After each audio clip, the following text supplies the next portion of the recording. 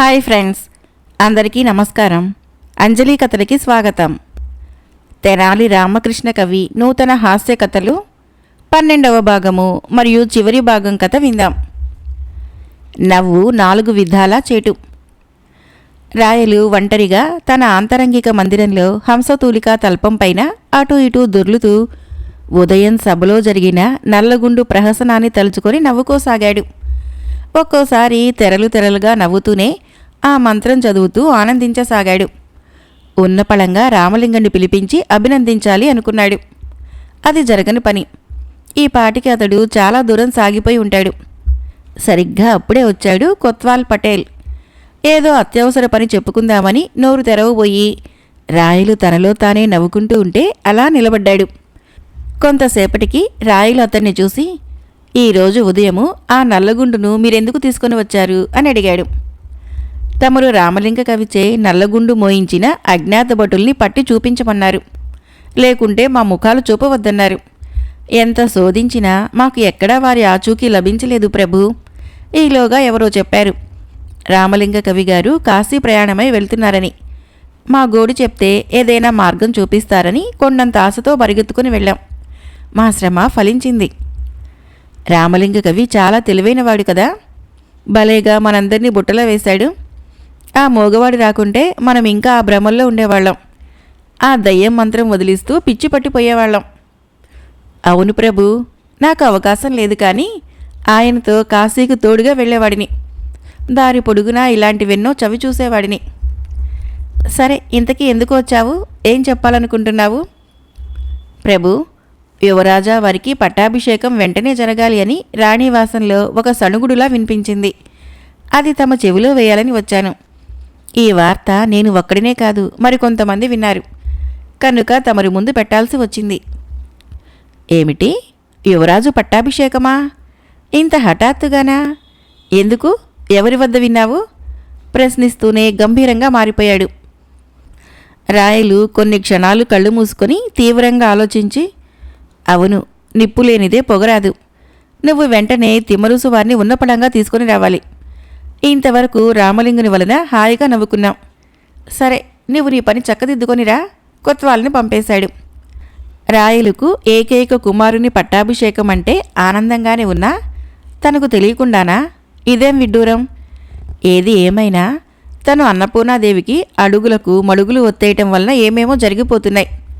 తను ఇప్పుడు విన్నది ఆగమేఘాల మీద జరిగిన ఆశ్చర్యపోవక్కర్లేదు అని తనకు తాను సమాధానపరుచుకున్నాడు. తిమ్మరుసు వచ్చి ఎదురుగా కూర్చున్నాడు. తను విన్న విషయం చెప్పాడు రాయలు. తను విన్నానన్నాడు. ఇదంతా మన ప్రమేయం లేకుండా ప్రచారం ఎలా జరుగుతోంది అని తర్జన భర్జనలు పడ్డారు. చివరికి ఒకవేళ అన్నపూర్ణాదేవి కోరినా వాయిదా వేయాల్సిన అవసరం ఎంతైనా ఉంది రాయా అని తిమ్మరుసు తన మనసులోని మాట చెప్పాడు.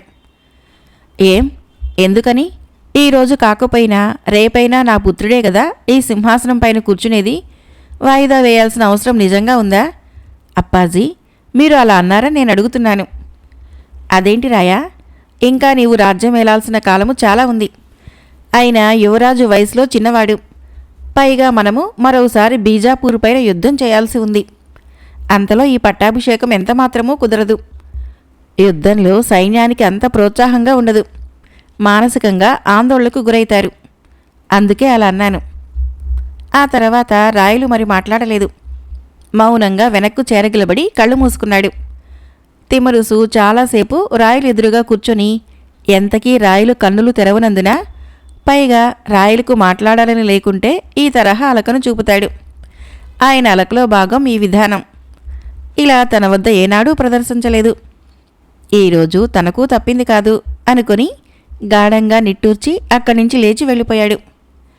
తర్వాత రాయలు కన్నులు తెరిచి తిమ్మరుసు గురించి ఆలోచించాడు. ఎందుకు తన ఏకైక వారసునికి పట్టం అంటే కాదన్నాడు? ఇతనిలో ఏదో దాగి ఉంది. రాజకీయాల్లో తలపండినవాడు. ఆనాడు తనను రాజును చేయటానికి ఎన్నో కుట్రలు ఎడమ చేతితో చేసిన ఘన చరిత్ర అప్పాజీది. ఇప్పుడు తన వారసునికి బదులు ఇంకెవరినైనా అలా సిద్ధం చేస్తున్నాడా? ఏమో, అప్పాజీని తక్కువ అంచనా వేయరాదు.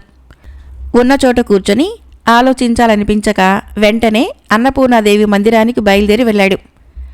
హఠాత్తుగా ఊడిపడి వచ్చిన రాయల్ని చూసి తొలుత కొంత అన్నపూర్ణాదేవి గాబరా పడినా వెంటనే సాదరంగా ఆహ్వానించింది. తనే అడగాలనుకున్నాడు, కానీ ఆ అవకాశం ఆమె ఇవ్వలేదు. తనే రాయల్ని ఊపిరి తీసుకోనీయకుండా అడిగింది. ఏలినవారు ఉన్నపళంగా ఈ అభాగ్యురాలి కోరిక తీర్చాలి. నా కుమారుడు మీ ముద్దుల పట్టి అయిన తిరుమల రాయలకు ఘనంగా పట్టాభిషేకం జరగాలి. దేవి, నీ కోరిక చాలా సాధారణమైనది. నాకు 3 కొడుకుల్లో మిగిలింది మన తిరుమల రాయుడొక్కడే కదా. తప్పక అతడే సింహాసనాన్ని అధిరోహించవలసిన వాడు. కానీ ఇప్పుడు ఇంతగా తొందరెందుకు పడుతున్నావు? ఇంకా అతనికి పసితనం పోలేదు. కొన్నాళ్ళు ఆగాక నిదానంగా చేద్దాం. మనమేం వయసుడిగిన వాళ్ళం కాదు అని సముదాయించబోయాడు. కానీ ఆమె వెంటనే జరగాలి అని మొండికెత్తింది. ఆమె ముఖం ఎరిపెక్కింది. రాయలకు ఆమె ధోరణి అంతు చిక్కలేదు. అక్కడ కూడా ప్రశాంతత కరువు కావటంతో ఆలోచించుకుంటూ వెనుదిరిగాడు. వెనకనే పరిగెత్తుకుంటూ వెళ్ళింది. నాకేమీ చెప్పకుండా వెళ్ళిపోతున్నారు. కన్నులారా నా బిడ్డను పట్టాభిషక్తుడిగా చూడాలి అని కోరుకోవటం తప్ప అని తొలిసారిగా రాయలవారి భుజాల్ని పట్టుకొని కుదిపింది. అన్నపూర్ణాదేవి, నువ్వు ఏ రోజు నాతో మనసు విప్పి మాట్లాడలేదు. నిజం చెప్పు. నీకు ఇంత తొందర ఎందుకు కలిగింది? నీలో ఏదో దాగి ఉంది. ప్రభు, మీకు కోపం వస్తే నా తొలి పేరుతో పిలుస్తారు. నేను అడిగిన దానిలో తప్పే ఉంది. తిరుమల రాయలంటే నాకంటే మీకే ఎక్కువ ఇష్టం. మరి ఎందుకు ఆనందించక నిదానమంటూ వెనకడుగు వేస్తున్నారు? అప్పాజీకి ఇష్టం లేదు. అతనికి ఆమోదం కాని పని ఏదీ మీరు చేయలేరు. అప్పాజీ తన బిడ్డ గోవిందరాయలకు ఈసారి పట్టం కట్టే ఆలోచనలో ఉన్నట్లు నేను విన్నాను. అందుకే ఈ హడావుడి చేస్తున్నాను. ఈ విషయం మీరు నమ్మరుగాక నమ్మరు. అందుకే చెప్పలేకపోయాను. రాయలు తీక్షణంగా ఆమె వంక చూసి, నువ్వు ఎంత మాటైనా అవలీలగా ఏమీ కానట్టు అనగలవు. ఈ బుద్ధి నీకు నీ తండ్రి నుంచి వచ్చింది. అప్పాజీ అంటే ఎవరనుకున్నావు? అతడు లేకుంటే నీ ఎదుట ఈ చక్రవర్తి లేనేలేడు. అప్పాజీ గురించి నువ్వు కాదు కదా ఈ ప్రపంచమంతా ఏకమై చెప్పినా వినను. నన్ను ఇంతకు మించి విసిగించవద్దు. సరే, ఇక నువ్వు కోరిన విధంగా పట్టాభిషేక సన్నాహాలు చేస్తాను కట్టువుగా చెప్పి వెనుదిరిగాడు. సంతృప్తిగా రాయలు కనుమరుగైన వరకు చూసి ఆనందించింది. తన కొడుకు విజయనగర చక్రవర్తిగా తాను చూడబోతోందని గర్వంగా ఆ మందిరంలో బొంగరంలా తిరిగింది. సరిగ్గా అప్పుడే ఆమెకు రామలింగ కవి గుర్తుకు వచ్చాడు. అతడి మాటలు చెవుల్లో గింగురుమన్నాయి. గజపతులు అనుక్షణము వెన్నుపోటులో ఉంటారు. అల్లుడైన రాయల్ను మట్టుపెట్టే వారి కుట్రను స్వంత కూతురుతో చేయించిన దుర్మార్గులు. వారికి రాయలు ఏమీ కానప్పుడు వారి వంశంపై మాత్రము మంచి ఆలోచన ఎలా ఉంటుంది? కనుక వారి గురించి రాయలకు నిజం చెప్పేయాలి. ఇంకను రహస్యంగా ఉంటే తీవ్రమైన దారుణాలు వినక తప్పదు. కాశీకి వెళుతూ రామలింగ కవి హెచ్చరికను గుర్తుకు తెచ్చుకొని ఎందుకో గజగజలాడిపోయింది.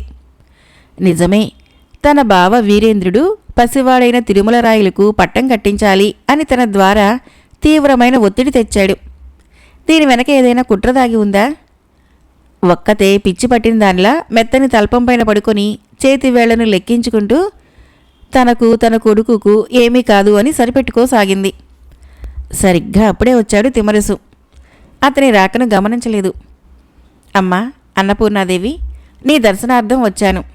నీవేమో పరిసరాలు మరిచి ఆలోచనలో ఉన్నావు.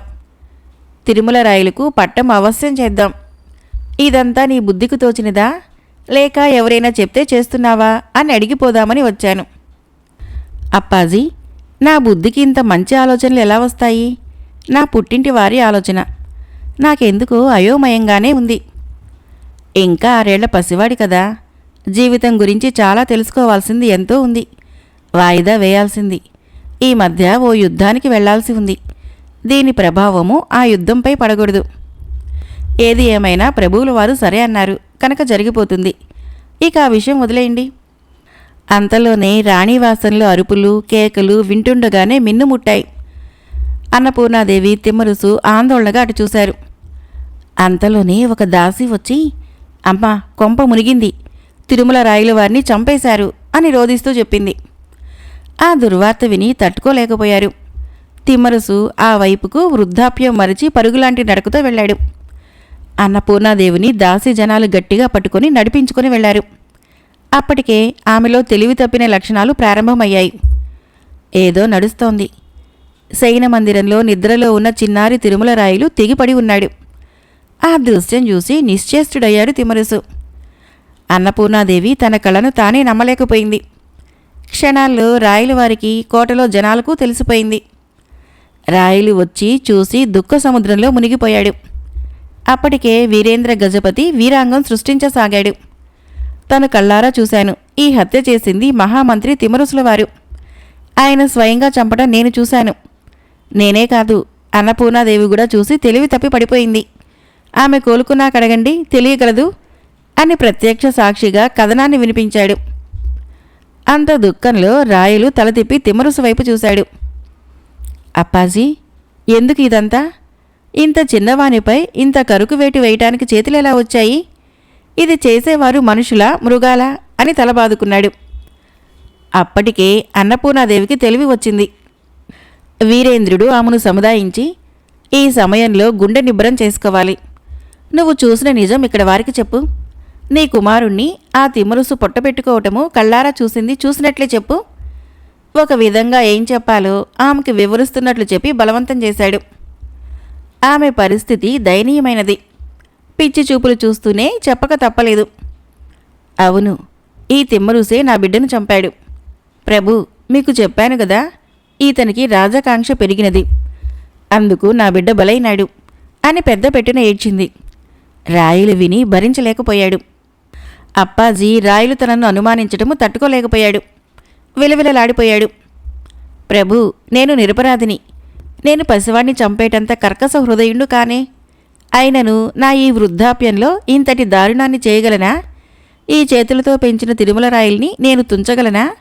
కన్నీళ్లు పెట్టుకున్నాడు. దండనాయక, ఇతన్ని కారాగారంలో పడవేయండి. నేను ఎవరి మాటలు వినలేని స్థితిలో ఉన్నాను. రేపే న్యాయమూర్తుల తీర్పుకై సభకు తీసుకుని రండి. నా ఎదుట ఒక్క క్షణం నిలవనీయవద్దు, తీసుకుని పొండి. రాయలు సింహగర్జన చేశాడు. అప్పాజీ గట్టిగా కనులు మూసుకున్నాడు. అతని కన్నీళ్లు చెంపల మీదుగా జలజల రాలాయి. ఆ దృశ్యం చూసిన దాసీజనాలు, అక్కడే ఉన్న దండనాయకులు, భటులు తట్టుకోలేకపోయారు. పాముల వంకర చూపులు చూస్తూ ఆనందిస్తున్న వీరేంద్రుని వైపు కొరకొరా చూశారు. రాయలు ఆ క్షణం నుంచి సర్వం కోల్పోయిన వాడిలా అయిపోయాడు. అన్నపూర్ణాదేవికి ఆ సరికి తెలిసిపోయింది. ఈ హత్య చేసింది తన బావ వీరేంద్రుడే, కానీ చెప్పుకోలేని సంకట పరిస్థితి. అతడి వంక క్రూరంగా చూసింది. అతడు గొప్ప ఆనందంలో ఉన్నట్లున్నాడు. 2 గొప్ప విజయాలు. ఒకటి రాయల వంశం కడతేరటము, పుత్రశోకంతో రాయలు కృంగిపోవటం. రెండవది తిమ్మరుసు బందీ కావటం, ఘోరమైన శిక్షకు గురైతాడు. తెలియని ఆనందం అతనిలో ఉన్నా బయటికి బాధపడుతున్నట్లు నటించసాగాడు. ప్రత్యక్ష సాక్షిగా వీరేంద్రుడు ఆ రోజు సభలో నిలబడ్డాడు. రాణివాసాన్ని గౌరవించాలి కనుక పట్టపు రాణివారిని సభకు రప్పించవద్దని గొలుసులతో బందీగా నిలబడిన తిమ్మరుసు స్వయంగా చెప్పాడు. రాయలు తిమ్మరుసు ముఖం చూడటానికి ఇష్టపడక తలదించుకునే ఉన్నాడు. సభ ప్రారంభమైంది. విజయనగర సామ్రాజ్యంలో చక్రవర్తి గాని మహామంత్రి గాని దోషులను విచారించరు. అక్కడ ఆచారం ప్రకారము దీనికోసం వేరేగా న్యాయ నిపుణులు ఉంటారు. వారే తీర్పునిస్తారు. దాన్ని చక్రవర్తి తూచా తప్పకుండా పాటిస్తాడు. ఒక్కోసారి ఈ తీర్పును చక్రవర్తి రద్దు చేయగలడు. ప్రత్యక్ష సాక్షి, నీ కథనం వినిపించు. నీవే కళ్ళారా చూశావని చెప్పావని నగరమంతా కోడే కూస్తుంది. నీవు నిజాన్ని చెప్పాలి. నువ్వు చేసిన అభియోగము సాక్షాత్తు ఈ సామ్రాజ్య మహామంత్రి వారిపై. గుర్తుంచుకో. తప్పు అని తేలితే శిరస్సు ఖండింపబడుతుంది. ఇక్కడ ప్రభువుల వారి బంధువు అని చూడము. న్యాయమూర్తి ములుకుల్లాంటి పలుకులతో హెచ్చరించాడు. గత రాత్రి నేను కొద్ది దూరంలో ఉండగా జరిగింది. ఇతడు ఓ చురికతో నిద్రిస్తున్న బాలుడిని చంపటం నేను కళ్ళారా చూశాను.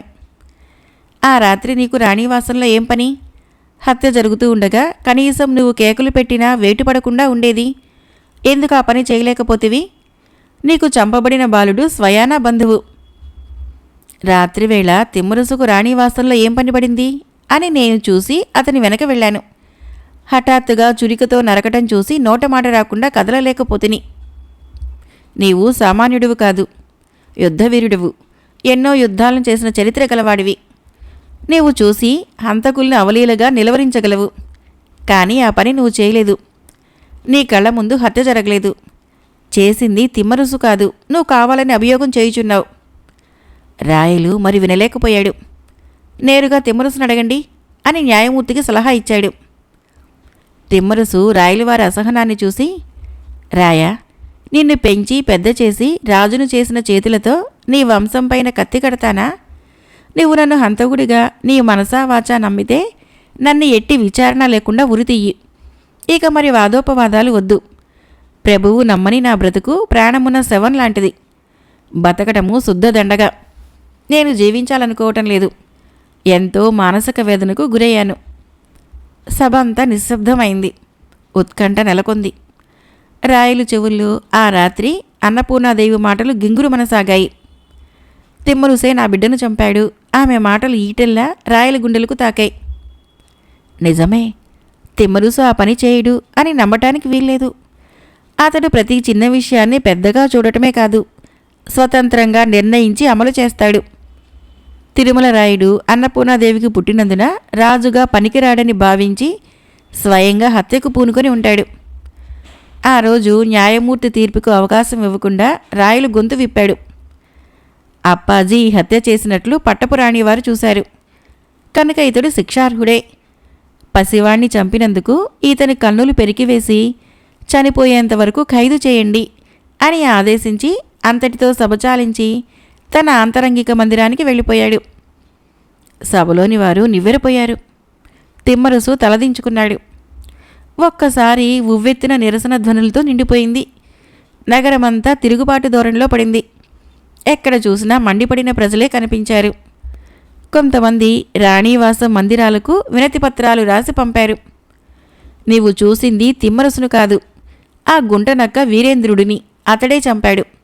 అతన్ని ఉరితీయండి అని నినదించారు. తిరుగుబాటులా ప్రజలు కనిపించేసరికి రాయలు అవలీలగా అణిచివేశాడు. ఆ మరుసటి రోజు సూర్యోదయానికి ముందే రహస్యంగా వచ్చి తిమ్మరసును కలుసుకున్న కీలక రాజోద్యోగులు తిరగబడతాం, రాయల పని పడతాము అని చెప్పితే, రాయల్ని కొలవండి, అతన్ని దూషించవద్దు అని ఎలాంటి తిరుగుబాటు జరగకుండా హితవు చెప్పి పంపిన కొన్ని గంటల్లో ఆ మహామంత్రి తిమ్మరుసుపై శిక్ష అమలు జరిగిపోయింది. అతని కన్నులు పెరికివేయబడ్డాయి. తిమ్మరుసుపైన శిక్ష అమలు అయినట్లు వార్త తెలియటంతో నగరంలో తిరుగుబాటు జరిగింది. సైన్యంలో తిరుగుబాటు ధోరణి కనిపించిన మరుక్షణము రాయులు తనే స్వయంగా దిగి వారికి చెప్పాల్సింది చెప్పి అంతకు మించి ముందుకు పోకుండా నిలవరించగలిగినాడు. వీరేంద్రునికి నగరవాసుల వలన ప్రాణాపాయమని తెలిసి ముందు జాగ్రత్తగా వీరేంద్రుని ఇంటి చుట్టూ పటిష్టమైన కాపలాను ఏర్పాటు చేశాడు రాయలు. అంతలోనే అన్నపూర్ణాదేవి నుంచి వీరేంద్రునికి పిలుపు వచ్చింది. తక్షణం బయలుదేరి రావాల్సింది. బయట ఏమాత్రమూ రక్షణ ఉండదు. రాణీవాసంలో తలదాచుకుంటే ఎవరూ ఏమీ చేయలేరు. పైగా నగరవాసులు ఎందుకో నిన్నే అనుమానిస్తున్నారు అని కబురు అందింది. వీరేంద్రుడు తనపై ఇంతగా తిరుగుబాటు ఉంటుంది అని అనుకోలేదు. భయంగానే బయలుదేరాడు. తను కనిపిస్తే నగరవాసులు నరికేస్తారని ఊహించాడు. రాణీవాసంలో ఒక మందిరంలో వీరేంద్రుడు తలదాచుకున్నాడు. ఈ విషయం తెలిసిన రాయులు కోపంతో ఊగిపోయాడు. రాణీవాసానికి మాయని మచ్చ. బిడ్డను కోల్పోయిన అన్నపూర్ణాదేవి మతిహీనంతో పిలవగానే పరిగెత్తిన పిరికి వీరేంద్రుణ్ణి తలుచుకొని అతన్ని ఓండ్రదేశంకి పొమ్మని కబురు పంపాడు. ఆ కబురు చేరవేయటానికి కొందరు సైనికులు బయలుదేరుతూ ఉండగా ఒక కీలకమైన దుర్వార్త ఆయాసపడుతూ మోసుకుని వచ్చాడు ఒక వార్తాహరుడు. వీరేంద్రుడిని రాణీవాసం వద్ద ఎవరో గుర్తు తెలియని వారు దారుణంగా హత్య చేశారు. శవము గుర్తు పట్టనంతగా కత్తివేట్లకు గురైనట్లు చెప్పారు. ఆ వెంటనే దండనాయకుడు స్వయంగా వచ్చి చెప్పాడు. వీరేంద్రుని హత్య అత్యంత దారుణంగా జరిగిపోయింది. రాణీవాస ప్రాంగణంలో ఇలా జరగటము నమ్మశక్యం కాకుండా ఉంది. అది అక్కడ ఉండేది కేవలం స్త్రీలు మాత్రమే. వాళ్ళు యుద్ధ విద్యలు నేర్చినవారు కాదు. మరి ఎవరు చేశారు? ఈరోజు తిమ్మరుసు వారికి శిక్ష అమలు అయినందువలన నగరమంతా ఉద్రిక్తంగా ఉంది. సానుభూతి వెల్లువెత్తుతోంది. కనుక విషయము ఏలిన వారికి వివరించాను అని చెప్పాడు. వీరేంద్రుని చంపిన హంతకులు వెంటనే మనకు చిక్కాలి. వెతికి పట్టుకోండి. ఆ హత్య వెనుక కారణాలు కావాలి అన్నట్టు తిమ్మరుసు బంధువులు ఆయన సానుభూతి పరులను ఓ కంట కనిపెట్టండి. వారిలో ఎవరైనా ఈ హత్య చేసి ఉండవచ్చు. వీరేంద్రుడు మనకు దీర్ఘకాలం అతిథి. అతని ప్రాణరక్షణ మనదే. అలాంటిది అతన్ని కాపాడుకోలేకపోయాము. ప్రభు, రాత్రి మీరు అనుమానించిన బంధువులు తిమ్మరుసు వారిని కలుసుకొని తిరుగుబాటు గురించి చర్చించారట. జైలు నుంచి తప్పించగలమని చెప్పారు. అందుకు తిమ్మరుసు అంగీకరించలేదు.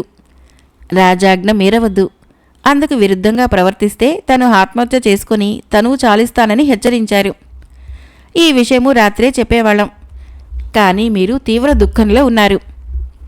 రాయలు మళ్ళీ ఆలోచనలో పడ్డాడు. తిమ్మరుసు తప్పించుకుపోవాలంటే అతనికి ఆ జైలు గోడలు అడ్డుకావు. తనపై ఇంకా విధేయతను చూపిస్తూనే ఉన్నాడు. ఆయన ఎవరికీ అర్థం కాడు. ఎందుకు పసివాణ్ణి చంపి ఇంతవరకు తెచ్చుకున్నాడు? చివరికి శిక్ష అమలైంది అనే మాటను రాయలు జీర్ణించుకోలేకపోతున్నాడు. పెంచిన అప్పాజీని తను కన్నులు ఊడబెరికించినందుకు తీవ్రంగా బాధపడ్డాడు. ఆ రోజు నగరమంతా సైనికుల పహరా మధ్య ఎక్కడా ఎలాంటి ఉద్రిక్తత తలెత్తినా అణిచివేయటానికి రంగం సిద్ధంగా అయింది. వీరేంద్రుని హత్య గురించి ఏ చిన్న ఆధారము లభించలేదు. వాస్తవానికి ఆ హత్యతో నగరంలో ఒక విధంగా సద్దుమణిగింది. అర్ధరాత్రి వేళ దండనాయకుడు రాయలను కలుసుకుని ఒక లేఖ అందించాడు. అది రామలింగ కవి పూరి జగన్నాథన్ నుంచి రాసుకున్న లేఖ. ఇంత రాత్రివేళ ఓ లేఖకు అంత ప్రాముఖ్యాన్ని ఇచ్చి వచ్చావా? ఏముంది అందులో? రాయలు మధ్యమత్తులో అడిగాడు. ఆ లేఖను తమరే చదవాలి, ఇతరులెవరూ చదవద్దు అని ఒక నియమం విధించి ఆ కవిగారు ఎవరో దారిని పోయేవారితో పంపినారు అని లేఖను అందించాడు. లేఖను తెరిచాడు. అందులో ఏముందోనని చదవబోతూ, అవును, ఈ లేఖను తెచ్చినవారు ఎవరో దారిని పోయే దానయ్య. అంటే మన రహస్యాలు ఇలానే ఇతరులకు తెలియచేయటమా? చచ, ఏమయ్యా, ఈ కవికి బుద్ధి రాదా? ఇంతకీ ఆ దానయ్యను నీ ఆధీనంలో ఉంచావా, వదిలేశావా? ఈ పిచ్చి కవి ఏ రహస్యాలు ఇందులో ముచ్చడించాడో అని చిరాకుపడ్డాడు. గుటకులు మింగాడు దండనాయకుడు. రాయలు చదివి ఒక్క ముక్క అర్థం కాకపోవడంతో, ఈ కవికి జీవితమంతా హాస్యమేనా? ఏదో పిచ్చిరాతలకు ఏకంగా చక్రవర్తినే వాడుకుంటున్నాడు. ఈ అర్ధరాత్రి నాకు నిద్రాభంగం కలిగించినందుకు అతనికి ఈసరికి మరణదండన విధించేవాడిని. ఈ చెత్తను మోసుకుని వచ్చిన దానయ్యను ఖైదు చేయండి. వాడిని విచారించి తగు శిక్ష విధించాలి. అసలే పుత్రశోకంతో ఉన్న నాకు నిద్ర పట్టడమే గగనంలా ఉంటే ఏదో చెత్త రాసి నిద్రాభంగం కలిగిస్తాడా అని లేఖని ఓ మూలకు విసిరికొట్టాడు. దండనాయకుడికి చెమటలు పోసి వెనుదిరిగి వెళ్ళిపోయాడు. ఎర్రని ఎండ శరీరంపై పడటంతో రాయలకు నిద్రాభంగమైంది. ఆ రాత్రి తన కోట పైభాగంలో నిద్రపోయిన రాయలకు ఒళ్లంతా ఎండకు చిమచిమలాడిపోసాగింది. అల్లంత దూరంలో నిలబడి ఉన్న దాసీ జనాలచే ఆ క్రింది పడున్న లేఖను తెప్పించుకొని చిరుకోపంతో అందుకున్నాడు. రామలింగడికి ఒక్కోసారి వక్రబుద్ధి ఏలుతుంది అనుకొని ఆ లేఖని మరొకసారి చదివాడు. జనారణ్యంలో సింహము నీ తేజము గురించి ఇక్కడ కొన్ని పులులు చెప్పుకుంటుంటే విని అవి ఎలా తోకముడిచాయా అని కళ్ళప్పగించి మరీ చూసే భాగ్యం కలిగింది. తాటాకులపైన కొనగోళ్లతో రాసే కొన్ని చిలుకలకు నేను గొప్పవాడిలా కనిపించాను. అవి ముద్దు ముద్దుగా నన్నెత్తాయి. మీ సింహం గుహలో రకరకాల చిలుకలు తాటాకుల పని కల్పించిన తీరు భలే భలే అని అన్నాయి. చివరగా ఓ చిలుక చెప్పింది, మీ సింహము మా ప్రాంతపు ఒక రాబందును తన గుహలో పెట్టి ఎందుకు పోషించాలి? అది 100 గొడ్ల తిన్న రాబందు కదా. ఆ రాబందు వలన మీకు మీ సింహంకు అపకారమే అని పలికాయి. అందుకు నేనేమి బదిలిచ్చానంటే ఆ రాబందు ఓ గులాబీ పువ్వును సింహానికి ఇచ్చింది కనుక తప్పదు. ఏది ఏమైనా ఆ రాబందును వదిలించుకోవాలంటే తప్ప మీకెవరికీ గతులుండవు అని చిలుక జోస్యం చెప్పింది. ఆ చిలుక పలుకులు విన్నాక భయమేసింది. ఆ రాబందువు తను గులాబీ పువ్వులో తీయని విషాన్ని నింపింది. అది ఎంత ప్రమాదమో గులాబీకి తప్పని పరిస్థితి. ఆ విషం వలన సింహానికి, గుహకు, జనారణ్యంకు, తాటాకు చిలుకలకు ఏదో రోజు ప్రాణ ప్రమాదం తప్పదు. ఆ రాబందువు ఇక్కడ చేసిన నిర్వాకాలు చాలా ఉన్నాయి. ఇట్లు తాటాకు రామచిలుక. రాయలకి మరొకసారి చిర్రెత్తుకొచ్చింది. ఆ రోజు తను రాసిన జాంబవతి కళ్యాణం గురించి భువన విజయంలో నోటికొచ్చినట్లు కూశాడు. ఇంకా దాన్ని మరవక ఆ కావ్యాన్ని మరొకసారి కించపరిచేందుకు సాహసించి మళ్ళీ సింహాలు, పులులు, చిలుకలు, రాబందులు అని ఎక్కడ్నుంచో కూర్చొని ఏమేమో రాస్తున్నాడు. ఇతడు అసూయాపరుడు. నా కవిత్వాన్ని కించపరచడంలో ఇలా చాకచక్యం ప్రదర్శిస్తున్నాడు. ఆంధ్రుడు, అసూయపరుడు అని పెద్దలు ఊరికే అన్నారా? కనుక ఇతనికి తగు విధంగా గర్వభంగం చేయాల్సిందే. అని రోషపూరితుడై అక్కడ చేతులు కట్టుకొని నిలుచున్న దండనాయకుణ్ణి వెంటనే ఆదేశించాడు. ఈ నగరంలో రామలింగ కవి ఇటీవల లింగిశెట్టి వద్ద కొనుక్కున్న ఖరీదైన భవంతిని స్వాధీనం చేసుకోండి. అందులో ఉన్న విలువైన సామాగ్రిని మన ఖజానాకు జమ చేయండి. గోవులని మన గోశాలకు తరలించండి. అక్కడ పరిచారికులను తరిమివేయండి. రామలింగడు కాశీ నుంచి తిరిగి వచ్చి నగరంలో అడుగుపెట్టిన మరుక్షణము ఖైదు చేయండి. ఈ లేఖను కొత్వాలు కార్యాలయంలో భద్రపరచండి. రాయలకు పుత్రుణ్ణి కోల్పోయిన నాటి నుంచి అతనిలో ఒకంత మతిస్థిమితం తప్పింది. ఏ విషయాన్ని తట్టుకోలేకపోతున్నాడు. పెనం మీదున్నట్టుగానే ఉంటున్నాడు. పాలన విషయంలో వాయిదాలు వేస్తూనే ఉన్నాడు. సభను పూర్తిగా నిలిపివేశాడు. ఒక్కడే తన మందిరంలో మద్యమత్తులో జోగుతున్నాడు. అన్నపూర్ణాదేవి 3 రోజులుగా అన్నపానీయాలు ముట్టలేదని, ఇలా అయితే ఆమె పరిస్థితి ప్రమాదము అని రాజవైద్యులు చెప్పినట్లు ఓ పరిచారిక చెప్పడంతో ఆమెను కలిసేందుకు వెళ్ళాడు. అన్నపూర్ణాదేవిది అందానికి మరో పేరు. అలాంటిది ఆమె ఈరోజు తైల సంస్కారం లేని జుత్తుతో పిచ్చిదానిలా ఉంది. ఆమె ఎన్నడూ మాసిన చీర ధరించడము తనపై అలకబూరినప్పుడు కూడా చూడలేదు. ఆ చీరపైన అక్కడక్కడ నెత్తురు మరకలు ఎండిపోయి కనిపించాయి. ఆమె పూర్తిగా నీరసంతో ఉంది. ఆమె పక్కనే కూర్చొని, పోయిన వారిని తీసుకురాలేం కదా, నా కోసం నీ ప్రాణాలు నిలుపుకోవాలి అని సముదాయించాడు. బావురుమంది. రాయిలు ఆమె చేత కొన్ని పండ్లు తినిపించాడు. దేవి, ఇక్కడ నీ బంధువు వీరేంద్రుడు చంపబడటం చాలా చిత్రంగా ఉంది. నీకెవరి మీదైనా అనుమానంగా ఉందా? హంతకులు ఎలా రాగలిగారు? మగ పురుగు చొరసఖ్యం కాని విధంగా ఉన్న రాణివాసంలోకి ఎలా అడుగుపెట్టారు? మన తిరుమలరాయ శోకంతో ఏదీ పట్టించుకోలేకపోతున్నాను. నీ చీరపైన ఆ నెత్తురు మరకలేంటి? అన్నపూర్ణాదేవి రాయల ప్రశ్నలకు బదిలీయక, ప్రభు, ఇక్కడ పనిచేసే ఒక దాసీ చెల్లెలు రామలింగని ఇంట ఉందట. ఆమెను దండనాయకుడు పొమ్మన్నాడట. ఆ ఇల్లు స్వాధీనం చేసుకున్నారని చెప్పింది. రామలింగడి ఇంటిని ఎందుకు స్వాధీనం చేసుకున్నారు? నీరసంతో లేని ఓపిక తెచ్చుకొని మరీ అడిగింది. రాయలు లేఖ గురించి చెప్పాడు. ఆమె కళ్ళు పెద్దవయ్యాయి. ఆ లేఖని ఉన్నపడంగా తెప్పించి మరీ చదివింది. ఆ నీరసంలో పెద్దగా నవ్వింది. తెరలు తెరలుగా నవ్వింది. రాయలు తన ప్రాణ సమానురాలు ఇలా మళ్ళీ నవ్వుతుందని అనుకోలేదు. లోపల రామలింగని అభినందించాడు. దేవి, ఎందుకు అంతగా నవ్వుతున్నావు? అందులో ఏముంది? ఆ రామలింగుడు నా కావ్యాన్ని కించపరిచేందుకు అలా రాశాడు. అందుకే శిక్షించాను. ప్రభు, అతడు శిక్షార్హుడు కాదు, మన శ్రేయోభిలాషి. కాకుంటే కాశీకి పోతూనే మనకు ఓ గుప్త సందేశాన్ని, ఒక వేగుని మనకిచ్చాడు. ఇందులో సింహం తమరు, పులులు ఓడ్రదేశపువారు, తాటాకులు కొనగోరుతో రాసే చిలుకలు కవులు. సింహం గుహ అంటే మీ భువన విజయం. ఇక రాబందువు మా బావ వీరేంద్రుడు. అతడు 100 గొడ్ల తిన్న రాబందు. ఇందులో అసత్యమేమీ లేదు. అతడి వలన ప్రమాదము అని తీవ్రంగా హెచ్చరించాడు. ఇక లేఖను ఏ దానయ్యతో పంపనందున తెలివిగా జంతువులపై రాసి పంపాడు. అతన్ని అభినందించాల్సింది పోగా శిక్షిస్తారా ప్రభు? రాయలు ఆశ్చర్యపోయాడు. ఒకంత సిగ్గుపడ్డాడు. గట్టిగా తల విదిలించాడు. క్షణాల్లో రామలింగనిపై వేసిన శిక్షను రద్దు చేశాడు. రాణివాసంలో హత్య గురించి పరిశోధిస్తున్న కొత్వాలు పటేలు ఓ చిన్న నివేదికను అక్కడే ఉన్న రాయలకి ఇచ్చి వెళ్ళాడు. హత్య జరిగింది రాణివాసంలో. అది అన్నపూర్ణాదేవి మందిర ప్రాంగణంలో జరిగింది. ఆమె దుండగులను చూసి ఉండవచ్చు. ఆ పిలుపు మేరకు వీరేంద్రుడు వచ్చాడు కనుక అతడు హత్యకు గురయ్యే ముందు ఆమెతో మాట్లాడినట్లు దాసీ జనాలు చెప్తున్నారు.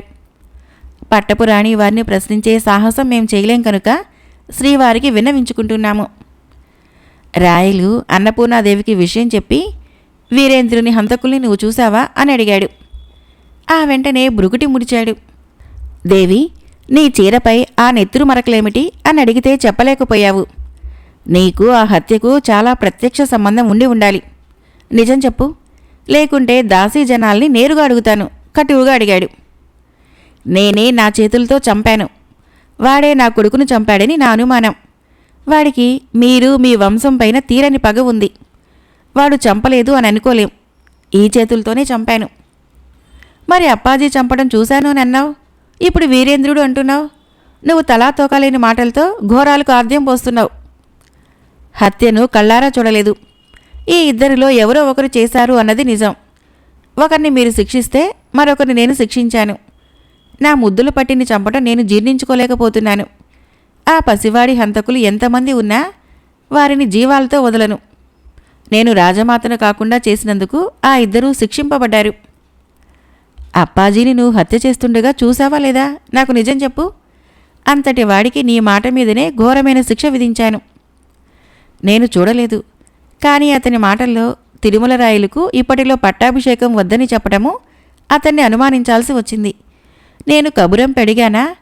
ఎందుకు రాణివాసంలోకి అంత రాత్రిపై రావాలి? ఉదయం రావచ్చు కదా. ఆమె తన తప్పును కప్పిపుచ్చుకునే ప్రయత్నంలో వితండవాదంలో బదిలిచ్చింది. రాయలు వెనుదిరిగిపోతూ ఉండగా, ప్రభు, నేను చేసిన హత్యను రచ్చకెక్కించవద్దు. అది మనకు, మన వంశాలకు, రానున్న తరాలకి పెద్ద మచ్చ కాగలదు. ఆ నీచుడు వీరేంద్రుణ్ణి చంపినది తిమ్మరుసు సానుభూతి పరులనే చెప్పాలి. ఆ పైన మీ ఇష్టం. సరే, ఆ నెత్తిటి మరకులున్న చీరను విప్పిపారాయి. ఈ చీరలో ఆనందం వెతుక్కుంటున్నాను. నా చిట్టి తండ్రిని చంపిన వాడి నెత్తురుతో నా శోకాన్ని పూడ్చుకుంటున్నాను. ఆమె వంక అదోలా చూసి అక్కడి నుంచి వెళ్ళిపోయాడు. ఆ మరుసటి రోజు రాణివాసపు దాసీల్ని పిలిపించి రాయలే స్వయంగా ప్రశ్నించాడు. వారు ఏదీ దాచకుండా కుండ బద్దలు కొట్టినట్లు చెప్పారు. చాలా కొత్త విషయాలు తెలుసుకున్నాడు. అన్నపూర్ణాదేవికి వీరేంద్రుడు ఏ విధంగా లోబరుచుకుంది, ఆమె ఎందుకు భయపడింది, వారి తొలి ప్రేమ వ్యవహారము, ఏ క్షణమైనా బట్టబయలు చేస్తానని బెదిరింపులు కారణము అని తెలుసుకున్న రాయలు పూర్తిగా మనసు వదిలేశాడు. అతడి గుండెలలో గల ప్రేమతో నిండిన అరలు ఒక్కసారిగా వెలవెలబోయాయి. ఆమె ముఖం చూడాలనిపించలేదు. ఆమె వీరేంద్రుడిని స్వయంగా శిక్షించడంలో ఆంతర్యం కూడా అర్థం చేసుకోగలిగినాడు.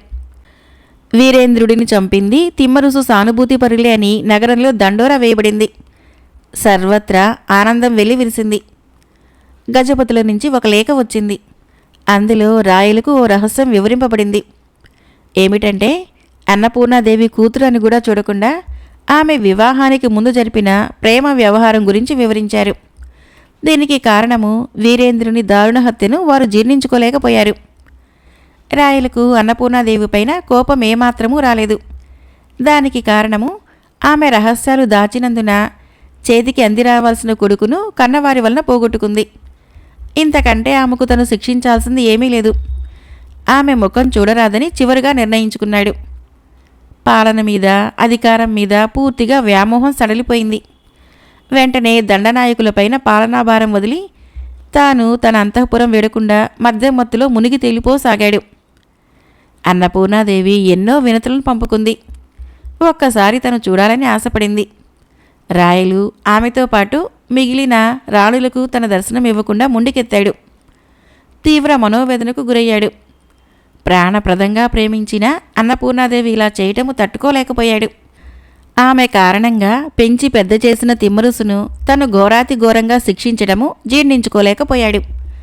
ఖైదు నుంచి తిమ్మరుసు ఎప్పటికప్పుడు రాయలు పరిస్థితిని సమీక్షిస్తూనే ఉన్నాడు. రాయలకు అండగా తన అన్నకుమారుడు వల్లభరాయల్ని నియమించాడు. కళ్ళు లేని కబోదిగా కాకుండా ఇంకను రాయల వారి క్షేమం కోరుతున్నందున అతని సానుభూతి పరులు మాట జవదాటలేకపోయారు. లేకుంటే తిరుగుబాటు సునాయాసంగా జరిగిపోయి చరిత్ర పుటలెక్కేది. తిమ్మరుసు పక్షం చేరిన వారిలో దండనాయకులు, అచ్యుతరాయలు, గోవిందరాయలు, కొందరు సామంతరాజులు ఉన్నారు. ఒక దశలో గోవిందరాయలకు పట్టం కట్టే పరిస్థితి కూడా నగరంలో కోడై కూసింది. ఆ నోట ఈ నోట విన్న రాయలు పట్టించుకోలేదు. కారణము పూర్తిగా వికలమైన మనస్సుతో పుత్రశోకంతో మిగిలాడు. ఒకరోజు న్యాయ నిపుణులను పిలిపించి రాయలు తన మరణ శాసనాన్ని రాయించాడు. అందులో తన సవతి తల్లి ఓబాంబిక మనవడు సదాశివరాయలకు సింహాసనం దక్కాలి. అతడు చిన్నవాడైన కారణంగా కేవలము రాజ్య సంరక్షకులుగా తన తమ్ముడు అచ్యుతరాయలు అతనికి తోడుగా తన అల్లుడు రామరాయలు బాధ్యతలు స్వీకరించాల్సిందిగా రాశాడు. ఇది జరిగిన తక్కువ రోజులకే రాయలు హఠాత్తుగా చనిపోయాడు. రాయల మరణవార్తను తెలియకుండా తిమ్మరుసును చెర నుంచి తప్పించి విజయనగరానికి దూరంగా తీసుకుని పోయాడు గోవిందరాయలు. దీని వెనక పలువురు రాజోద్యోగులున్నారు. భోగలాలసుడైన అచ్యుతరాయలు సింహాసనం అధిరోహించాడు. రామరాయలు పాలనా విభాగము సర్వము తానై చూసే ఒప్పందం పైన పాలకుడయ్యాడు. రాయలు చావు వార్త తప్ప మిగిలిందంతా తిమ్మరుసుకు తెలుసు. బాగా వృద్ధుడైనందున అనారోగ్యాలకు గురైతూ దైవచింతన వైపు మొగ్గాడు. పాలనలో పలు మార్పుల గురించి గోవిందరాయల నుంచి వినటం వరకే తిమ్మరుసు మిగిలాడు. మరో 6 మాసాలు మిగిలాయి. తెనాలి రామలింగడు నగరంలోకి వస్తూనే రాయల మరణ వార్త విని హతాశుడయ్యాడు. వరుసగా జరిగిన పరిణామాలను తెలుసుకుని చింతించాడు. రాయల సమాధి వద్దకు వెళ్ళి చిన్నపిల్లవాడిలా రోధించాడు. అప్పటికే కొందరు కవులు నగరం వదిలి తలో దిక్కును వెళ్ళిపోయారని తెలిసి చాలా బాధపడ్డాడు. అన్నపూర్ణాదేవిని కలుసుకున్నాడు. ఆమె బోరున విలపించింది. మహాకవి, మీ మాటల్ని విని ఆచరించలేకపోయాను, భయపడ్డాను. తీరా మీరు ఊహించినట్లే కొడుకును, చివరికి రాయల వారిని కోల్పోయాను. అతి హీనంగా బతుకు ఇచ్చుచున్నాను. చేసిన తప్పిదాలు క్షణక్షణము బాధిస్తున్నాయి. చివరికి ఆ వీరేంద్రుణ్ణి నా చేతులతో పొడిచి పొడిచి కూలదోశాను. అతడు విలువిలామని కొట్టుకుంటుంటే దండనాయకుడు మరి కొంతమంది కత్తికో కండగా నరికివేశారు. నాలో రేగిన పగ తీరింది. కానీ నేనంటే ప్రాణం పెట్టే భర్తను, నా ముద్దులు పట్టి తిరుమల రాయుణ్ణి శాశ్వతంగా పోగొట్టుకున్నాను. ఆ ద్రోహులు, నా ఈ గతికి కారకులు, నా పుట్టింటివారు ఇంతవరకు నా ముఖం చూడరాలేదు. ఆమెను ఓదార్చి తిమ్మరుసు ఉనికి తెలుసుకుని అక్కడికి ప్రయాణమయ్యాడు. కనుగుడ్లు కోల్పోయిన వృద్ధ సింహంలా ఉన్న తిమ్మరుసును చూసి, అప్పాజీ, మీకా ఇంతటి దుర్గతి పట్టింది? అయ్యో, నేనున్నాను కాను, మీకు బదులు నా కళ్ళిచ్చి మిమ్మల్ని రక్షించుకునేవాడిని అని చేతులు పట్టుకుని ఏడ్చాడు. నాయనా రామలింగా, నీవా? ఎప్పుడు వచ్చావు? నీ ప్రయాణం బాగా అయిందా? అన్నట్టు నీకు గుర్తుందా నేను చెప్పిన మాటలు? గయలో మనకు కప్పం కడుతున్న ఇబ్రహీం లోడీ శాస్త్రం రాయించాడా? నువ్వు చూశావా? ఆత్రంగా అడిగాడు. చూశాను, గయలో రాయబడి ఉంది. ఆ విషయం చెప్పుదామని వస్తే ఇక్కడ ఇంకేం మిగిలింది? సర్వము శూన్యమైపోయింది. మన రాయలు దివ్యజ్యోతి అయిన మన వెలుగులను తీసుకుని వెళ్ళిపోయాడు అని ఏడ్చాడు. రాయలు మరణించాడా? గోవిందరాయ, ఒక్కసారి ఇటు వచ్చి నాకు నిజం చెప్పు అని ఎలుగెత్తి పిలిచాడు. గోవిందరాయలు వస్తూనే నాలుక కొరుక్కున్నాడు. అయ్యో, రామలింగ కవికి లోగుట్టు చెప్పనందువలన రాయల మరణము తిమ్మరుసుకు తెలిసిపోయింది. ఇప్పుడు ఏం దారి అని దారులు వెతుకుతూ వచ్చి నిలబడ్డాడు. గోవిందరాయ, ఈ వృద్ధునికి నిజం దాచి మరింత గుడ్డివాణ్ణి చేశావు. ఈ చేత్తో పెంచి పెద్దవాణ్ణి చేసిన నా శ్రీకృష్ణ దేవరాయల్ని కడసారి చూసుకోలేకపోయాను. ఇంతకంటే శిక్ష ఏముంటుంది అని దుఃఖించాడు. రామలింగడు కొంతసేపు అలానే వదిలేసి ఆ తర్వాత తిమ్మరుసుకు ధైర్యం చెప్పి, తాను రాయలు లేని విజయనగరంలో మరి నివాసం ఉండలేను, మరో రాజు పంచన చేరలేను, ఇక బతుకుదారి ఎలానా అని ఆలోచిస్తున్నాను. పిల్లలు చిన్నవారు, వారి కోసం బతకాలి అని తన కోసం చెప్పుకున్నాడు. నాయనా రామలింగ, రాయలు లేకుంటే నేను లేనా? నీవు బతుకుదారికై విచారించకు. నువ్వు ఏ రాజుల వద్ద మనలేను అని అనుచున్నావు. మహామండలేశ్వరుడు పెద్ద సంఘ భూపాలుని వద్ద కార్యనిర్వాహకోద్యోగిగా పనిచేసే వేదాద్రి మంత్రిని నీకు పరిచయం చేస్తాను. అతడు నీకు అన్ని విధాలుగా ఆదుకొనగలడు. నాయనా గోవిందరాయ, ఒకసారి వేదాద్రిని నేను పిలిచాను అని పిలువు అని చెప్పి పంపాడు. చుట్టపు చూపుకు వచ్చిన వేదాద్రి పక్క వీధిలో నుంచి వచ్చి చేతులు కట్టుకున్నాడు. వేదాద్రి, ఈతడు మహాకవి, అంతేకాదు ఆత్మాభిమానం కలవాడు, సమస్త కావ్యరస సుధామండన కుండలుడు. ఇట్టి కవిని పోషించాల్సిన శుభతరుణము నీకు లభించింది. ఇదే నీవు నాకు చేయాల్సిన చివరి పని. అంతకు మించి ఏమీ కోరను. తమ ఆజ్ఞ తప్పక ఏ దోషము లేకుండా ఇచ్చిన మాటను నిలబెట్టుకుంటాను అని అప్పాజీ పాదాలపైన ప్రమాణం చేశాడు. రామలింగడు వేదాద్రికి చేతులు జోడించాడు. అతడు వైష్ణవం స్వీకరించిన మహానుభావుడు. ఆప్యాయంగా తన హక్కును చేర్చుకొని, ఓ కవి తిలకమా, నేను ధన్యుడినైతిని అని ఆనంద బాష్పాలు రాల్చాడు. అప్పాజీ వద్ద సెలవు తీసుకుని బయలుదేరాడు రామలింగడు. మార్గమధ్యమంలో పల్లకీలో వెళుతున్న దూర్జటి కనిపించి పల్లకీ దిగి రామలింగనికి ఎదురు వచ్చి, నాయనా చూశావా, మన రాయలు తన మరణశాసనాన్ని రాసినప్పుడు నమ్ముకున్న మన గురించి కనీసం ఒక్క ముక్కైనా ప్రస్తావించినందుకు ఈరోజు తలో దిక్కైనాము. ఒకరా ఇద్దరా? తెలుగు, కన్నడ, సంస్కృతము, ఉర్దూ భాషల కవులు మొత్తము 32 మందిమి. ఏం కావాలి? అందుకే అన్నాను, రాజులు ఉన్మత్తులు, వారి కొలువులు నరకప్రాయంబులు కాదంటావా? ఈ మధ్య ఏలికలైన అచ్యుతరాయలు ఓ కవి పట్ల దురుసుగా ప్రవర్తించాడు. ఈ కొత్త రాజు భోగం మనిషి ఆ కవిని మెడబెట్టుకుని గెంటించాడు. పాపం ఆ కవి ఎంత బాధపడ్డాడో కదా. ఇంకను మనలో కొందరు చూరు పట్టుకొని వేలాడు చందాన ఈ భోగలాలసుల ప్రాపకం కోసం వెంపర్లాడుచున్నారు. మన అందరికంటే పెద్దవాడు పెద్దన రాజాశ్రయం లేనిదే తను లేనట్టుగా బతుకు ఇచ్చుచున్నాడు. ఎంతగా వారిని వేడుకున్నాడో.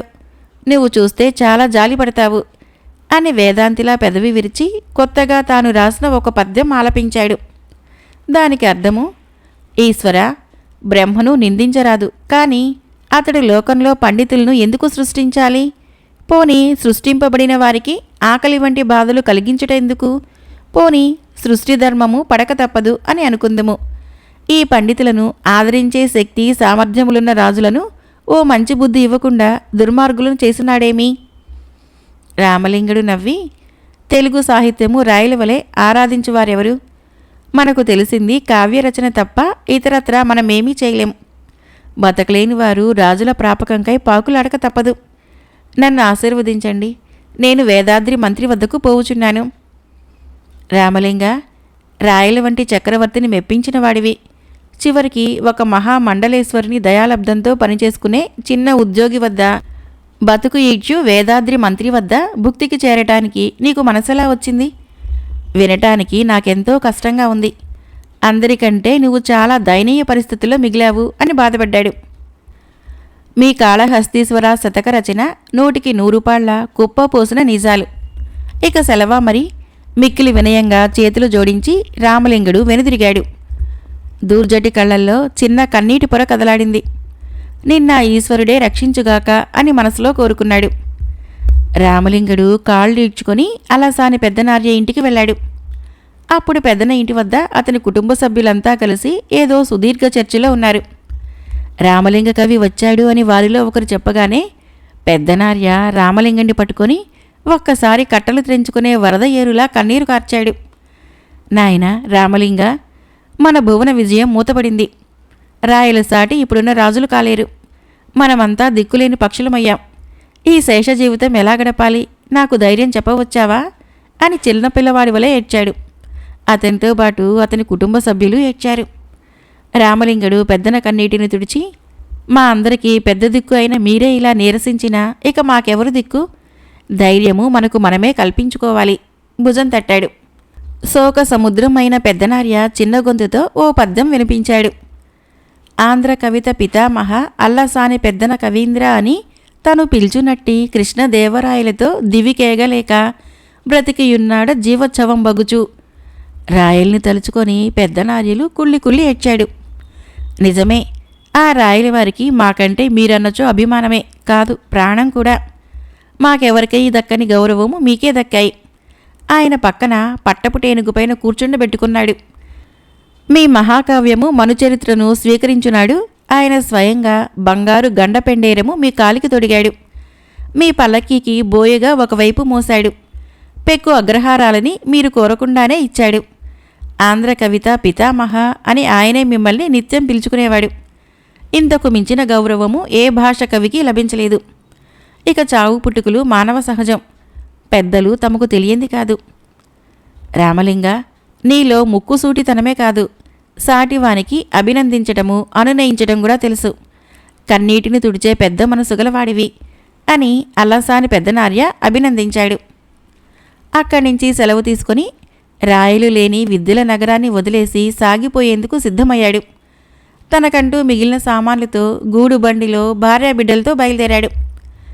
సరిహద్దుల వద్ద కొత్వాలు పటేల్ ఎదురయ్యి పాదాభివందనం చేసి వలవలా ఏడ్చాడు. మాకెన్నో విషయాల్లో పెద్ద మనసుతో పరిష్కరించిన మహానుభావుడవి. చివరికి ఈ నగరం వదిలి వెళ్ళిపోతున్నావా స్వామి అని పుట్టెడు దుఃఖంతో అడిగాడు. తప్పదు కొత్వాలు, ఇందులో మనము నిమిత్త మాత్రులం. ఏనుగు ఎక్కేవాడు ఏదో ఒకరోజు ఏనుగు కాళ్ళ కింద పడక తప్పదు. కవులు కళాకారులు బతుకులు ఇంతే. సరే, నిన్ను కలవకుండానే వెళ్ళిపోవచ్చున్నందుకు నీకు నా మీద ఎలాంటి కోపం లేదు కదా? అయ్యా, తమ వంటి వారిపైన నాకెందుకు కోపతాపాలుంటాయి? తమరిలా అతి చిన్నవాని కొలువుకు పోవటము నాకు భరింపరానిదిగా ఉంది. అష్టదిగ్గజాలలో ఎవరూ బతుకు తెరువుకై ఒక సామాన్య కొలువుకు వెళ్ళటం జరగలేదు. అది మీకు మాత్రమే జరిగింది. ఒకప్పుడు ఇప్పుడున్న ప్రభువు అచ్యుతరాయలు సభలో మీరు చేసిన చిత్ర విచిత్రాలకు ఉబ్బితబ్బయ్యేవారు. ఇక రామరాయలైతే మీ పట్ల ప్రత్యేక అభిమానంతో ఉండేవారు. ఏదో మిషతో మీకు కానుకలను ఇచ్చేవారు. అటువంటి వారు ఈరోజు మీరు వెళ్ళిపోతున్నారని నాలాంటి వారు పదే పదే చెప్పినా కనీసము నిలవరించే ప్రయత్నం చేయలేదు. దీనికి కారణం చెప్పగలరా? అడిగాడు రామలింగని వైపు జాలిగా చూస్తూ. ఇంతగా నా గురించి ఆలోచించిన వాడవు, అది నీవే చెప్పు. నీ సమాధానం నా వద్ద ఉంది, అయినను చెప్పు. ఏముందయ్యా, 10 మందికి వినోదం కోసము మీరు ఒక్కడిని వేలెత్తి చూపేవారు. ఆ ఒక్కడు వందలాది మంది మధ్య నవ్వులు పాలయ్యేవాడు. అలాంటి వారు మీకు తెలియకుండానే శత్రువులయ్యారు. ఇక కడుపుబ్బా నవ్వేవారు ఎంత ఆనందించినా మీరంటే భయపడేవారు. రాయల వారినే మీరు వేలెత్తి చూపేవారు. అంతటి సాహసం ఎవరు చేయగలరు? అయినను మీరు రోడ్డు మీద ప్రాణాలు పెట్టి మరీ ఆ పని చేశారు. మీ హాస్య కదలికలన్నీ మీ పాలిటి ఈరోజు శాపమైనాయి. మీరంటే గతించిన శ్రీకృష్ణ దేవరాయల వారికి, తాతాచార్యుల వారికి, తిమ్మరుసు వారికి, అష్టదిగ్గజాలకి, మిగిలిన రాజోద్యోగులకు అందరికీ మీరంటే చచ్చేటంత భయం. దేవరాయల వారు మిమ్మల్ని భరిస్తూ వచ్చారు. కానీ ఇప్పుడున్న అచ్యుతరాయలు ఓ తప్పుల తడకగా, అలవాటు పడిన వ్యసనపరుడుగా, భోగలాలసుడిగా ఉన్నందున మీరు ఎప్పుడైనా నిలదీస్తారని భయం కనుక వదిలించుకుంటున్నారు. ఇదంతా నేనుగా ఊహించింది కాదు. నగరమంతా కోడై కూయుచున్నది. ఇందులో ఏమైనా బాధ కలిగించినట్లు అనిపిస్తే నన్ను మన్నించండి. తనలో ఏదీ దాచకుండా చెప్పాడు. కొత్వాలు, నువ్వన్న దానిలో నిజం ఉంది. కానీ నేను నీవన్నట్లు 10 మంది కోసము ఎవరినీ వేలెత్తి చూపలేదు, మానసికంగా బాధించలేదు. కానీ నాకు తెలియకుండానే నేను అందరినీ భయపడేటట్టు చేసుకున్నాను. కాని విషయాల్లోకి దూరాను. ఆ పరిస్థితులు అలాంటివి. సరే, ఇకనైనా ఇలా జరగకుండా గిరిగీసుకొని బతకగలను. మహామంత్రి తిమ్మరుసు నాకు హాయిగా జీవించేందుకు ఒక అవకాశం కల్పించారు. ఆయన నన్ను శత్రువుగా చూడలేదు. ఒకంత సంతృప్తి వ్యక్తం చేశాడు. అందులో కూడా పెద్ద లోపం ఉంది. తిమ్మరుసు తలుచుకుంటే ఈ విజయనగరంలో మీకు పెద్ద హోదా కల్పించగలడు. అలాగే ఆయన మాటకు ఇప్పటికీ విలువనిచ్చే అచ్యుతరాయలచే ఓ సర్వాగ్రహానికి మిమ్మల్ని కట్టబెట్టించగలడు. కానీ ఆయన కావాలనే మీ స్థాయిని చిన్నది చేయటానికి ఎక్కడో మారుమూల అతి చిన్న మండలేసుని వద్ద పనిచేసే చిన్న జీతగాడి వద్ద కుదిర్చాడంటే అందులో ఎంత కుట్ర ఉందో మీకు తెలియదా? అక్కడితో మీ కదలికలకు విలువ లేకుండా చేయటం కాదా? ఇతర రాజులెవరూ వారి ఆస్థానంలో అవకాశం కల్పించకుండా చేయటమే దీని వెనక ఆంతర్యము. రామలింగడు నవ్వి, నాయనా, మనిషి ప్రతి కదలికకు రాజకీయాలతో ముడిపెడతారు. నేను కవిని, ముక్కుసూటిగా వర్తించే బ్రాహ్మణుడను. నాకు నువ్వు చెప్పే రాజకీయాలు బొత్తిగా తెలియనివి. నువ్వన్నట్టే జరిగితే నాకిది గుణపాఠమే. సెలవు నాయనా. ఎప్పుడైనా పని పడితే ఆ మారుమూల మండలీశానికి వస్తే నన్ను కలియకుండా పోవద్దు చెప్పి గూడుబండిలో ఒదిగి కూర్చున్నాడు. ఆ పక్కనే కూర్చున్న అతని భార్య కన్నీరు మున్నీరై విలపించి, కొత్వాలు చెప్పినది నిజం కాదా? మీరు అందరినీ పనిగట్టుకొని విమర్శించారు.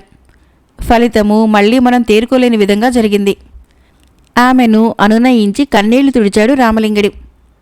కొత్వాలు ఒక వజ్రపు ఉంగరాన్నిచ్చి, నేను నా శక్తి మేరకు ఈ చిన్న బహుమతిని ఇస్తున్నాను, స్వీకరించండి అన్నట్టు లోగడ వజ్రాల వర్తకుని వద్ద కొనుగోలు చేసిన ఖరీదైన భవంతిని ఒక దశలో రాయలవారు మీరు కాశీ వెళ్ళినప్పుడు స్వాధీనం చేసుకున్నారు. కాశీ నుండి వచ్చిన వెంటనే మిమ్మల్ని కారాగారంలో పడవేయమని ఆజ్ఞాపించాడు. ఎందుకో ఆ తర్వాత మనసు మార్చుకొని ఆ శిక్షను రద్దు చేసుకున్నారు. ఆ రద్దు అనేది భవనం విషయంలో జరగలేదు. ప్రస్తుతము ఆ భవంతిని సైనికుల శిబిరంగా వాడుతున్నారు. ఈ మధ్య అచ్యుతరాయల వారికి చెప్తే ఆయన పట్టించుకోలేదు. ఇన్నేళ్ల రాయలవారి సహచర్యము మీకు ఏమీ లాభించలేదు. మీరు దురదృష్టవంతులని చెప్పక తప్పదు. హాస్య బ్రహ్మలే కాని ఆర్థిక బ్రహ్మలు కాలేకపోయారు. కొత్వాలు, ఇక సెలవు అని చేతులు జోడించాడు రామలింగడు. పడమటి కొండల్లోకి సూర్యుడు మెల్లగా ఒదిగిపోతూ ఉంటే రామలింగ కవి గూడుబండి నగరం వదిలి సన్నబాటలో సాగిపోయింది. తెనాలి రామకృష్ణ కవి నూతన హాస్య కథలు సమాప్తం. ఫ్రెండ్స్, నా కథలు నచ్చినట్లయితే మన ఛానల్ని తప్పకుండా సబ్స్క్రైబ్ చేసి లైక్ చేయండి, షేర్ చేయండి, కామెంట్ చేయండి. Thank you.